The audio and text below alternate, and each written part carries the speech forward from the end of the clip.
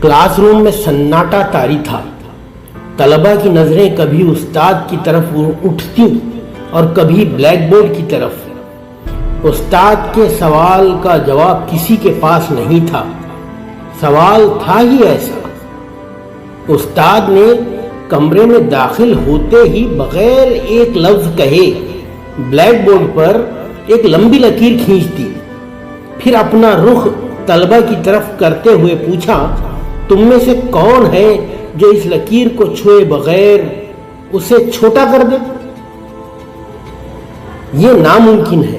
Class کے سب سے ذہین طالب علم نے آخر کار اس خاموشی کو توڑتے ہوئے جواب دیا، لکیر کو چھوٹا کرنے کے لیے اسے مٹانا پڑے گا، اور آپ اس لکیر کو چھونے سے بھی منع کر رہے ہیں۔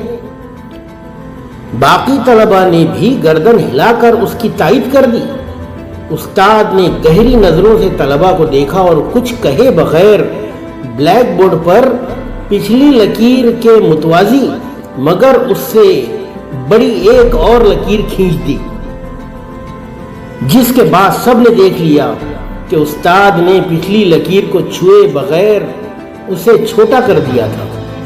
طلبہ نے آج اپنی زندگی کا سب سے بڑا سبق سیکھا تھا۔